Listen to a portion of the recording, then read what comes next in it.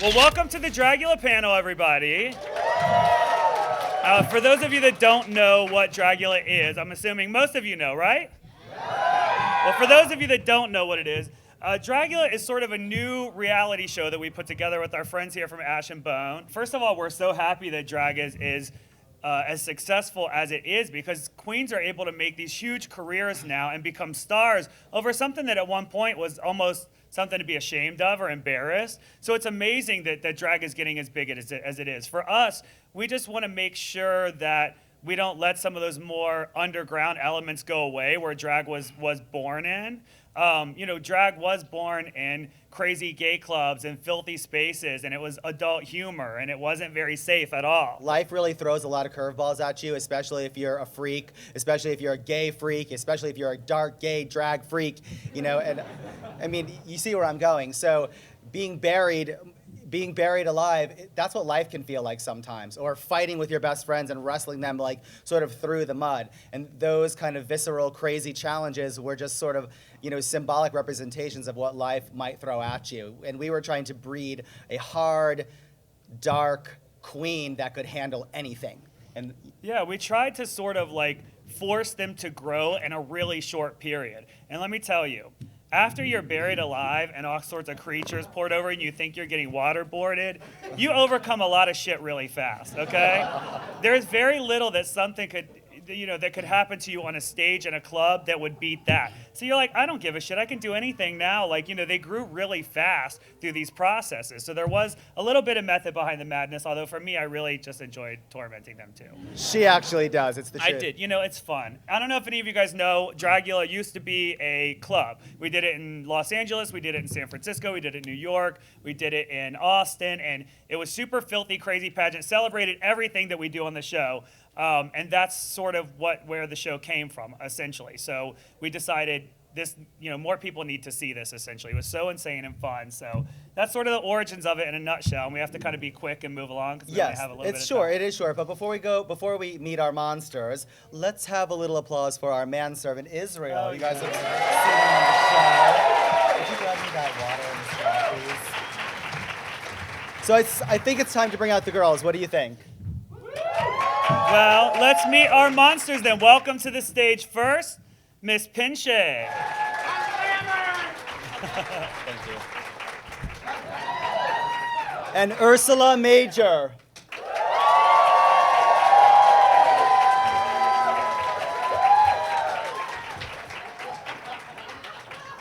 Next we have Miss Foxy.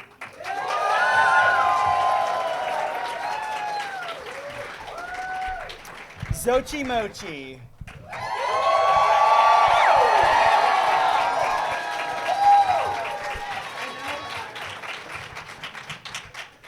Next up we have Loris.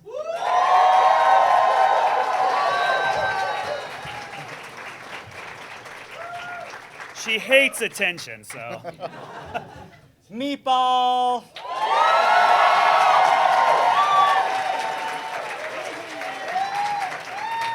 With full use of her legs, her hip surgery, for some of you that may or may not know that she had a big injury. She was on a wheelchair rolling around, still performing through the tour. It was kind of amazing. But one more time for Meatball, because she's at full strength. We're moving on to our three finalists now. Please welcome to the stage, Frankie Doom.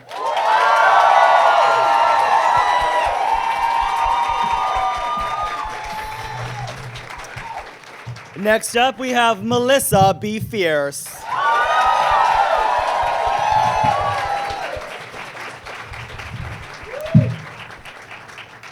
And last but not least, I want to introduce you to the world's first drag super monster, Vander Von Oz.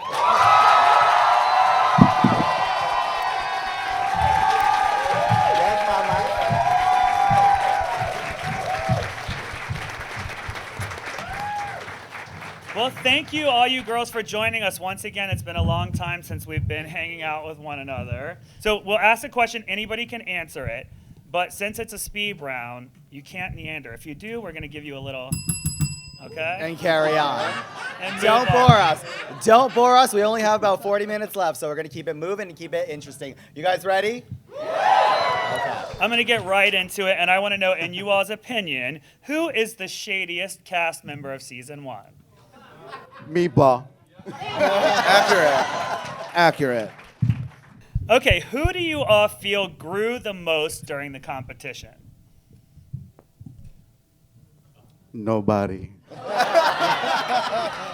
I'm fucking with you. Frankie Doom, hell yeah. Absolutely. I walked in trash and I came out more beautiful trash. Who from the cast do you guys think is the hottest out of drag? Melissa! Melissa. There we got a reaction. What was that? All right. I got a boner. Fire nudes too, bitch. I think that was one of the most ding-liked comments on one of the videos was, and we were like, wow, I want Melissa Be Fierce to wreck my hole. If we asked all of you guys to do it again, this is only a show of hands, would you do it? No. Yes. Yes. That was show of hands. Interesting. If you did do it again, what would you do differently to thwart Vander and snatch the crown? I would be nastier and get way more naked. And show a lot more ass and penis. I would have to say that for the basic challenge, I would say instead of saying Lois, I would say Vander. Go the fuck home, bitch. Okay, so listen, some of you lasted a lot longer than others, and I think the audience can maybe support me on this. When we announced the cast, when you met our monsters, when you first saw that teaser, which was amazingly put together by Ash and Bone, it was awesome. I think a lot of people had in their mind, oh, that's my bitch, like that's my monster, and she's gonna go very far, and we did too, honestly. But as the season rolled out and the episodes went forward, some of the girls that we thought might be way out in front actually got eliminated faster than we had anticipated. So if you guys, all of you, if you could put one girl forward.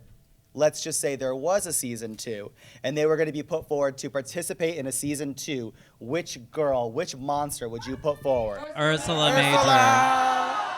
Ursula Major. Exactly. I'm pretty sure that was actually a hashtag on Instagram for a second. Justice for Ursula Major. If there was a season 2 and I was asked back, I don't know. It's just it's the whole Dragula thing's been a fantastic experience, and I've got to meet tons of people that I never would have otherwise. It's been incredible, but it is a fucking bitch. Like, I was there for 2 episodes, and it is not easy. So I can't imagine, like, all these other girls who lasted longer than I did, all the shit you went through. I was like, I just want to be stoned at home. That's all I want. Like, I'm lazy. Which should make sense, because we know Ursula is an amazing performer, and she is an amazing performer. We honestly thought coming in that she would probably snatch it, or a good chance that she would. And the thing is about the show is, it wasn't necessarily, people didn't get eliminated based on how great they were at drag or how, it was that moment. It was just that moment. And all of these girls had so much more to show, but it was just the wrong place at the wrong time and the wrong challenge. And that's really what it was. Like, even, Ursula is an amazing performer. I have no doubt that she would go on to do very well in the show. It just was the wrong Has moment. anyone seen the tour at all when we've come to different cities like San Diego? Yeah. Have you seen, what did you guys think of Ursula's contribution to the tour show? It's like fucking incredible. And Pinche slays it. You guys probably seen her. She is killing it on the tour. So that's really, all of these girls are super talented. It was just about timing. It's a reality competition show, so people have to, go out. But it's not a reflection on their skill. Yeah, to pierce the veil for a second, we didn't have the budget or the time, really, because we wanted to keep on this sort of like, announce this on Halloween and really celebrate it in exactly the way that we wanted to script drama or perpetuate people's time on the show to accentuate, the level of performance that we know they're capable of. It was really like, bitch came to the witch challenge. It didn't happen. she's going in the box and she's going in the ground, and that's just what it was. Even if we wanted to see a lot more of that girl down the line, it was just true to the challenge in the moment. That's absolutely. There was nothing as far as like generating drama. It was like we're filming that. If it happens, it happens. If it doesn't, it doesn't. For the most part, there wasn't. You could tell there wasn't a lot of manufactured drama on there. Little bits here and there, but for the most part, they were all very positive to each other until the reunion. And who knew that Meatball? Who knew that Meatball was going to be just television gold at like every moment? It's like so hilarious. In that coffin, it was just. Yeah, really. I wish I could have scripted something like that. Oh, and you guys know the coffin at our booth is actually the coffin that we used that we buried them in. So if you guys want it, we fucking dug that shit up, cleaned it up, and brought it over here. So go check it out. They didn't clean it. It still smells like my piss. No, it was. I'm telling you, that thing you saw. It was like all these bugs. It was really filthy. It was gnarly, and it was. But there's a slat at the top that actually blocks the tube entrance where all that stuff was being like dropped in on them, like the crickets and the bugs and the water and like all that kind of stuff. So it's kind of neat that we got to bring one of the Dragula artifacts and kind of feature it at the booth. Yes.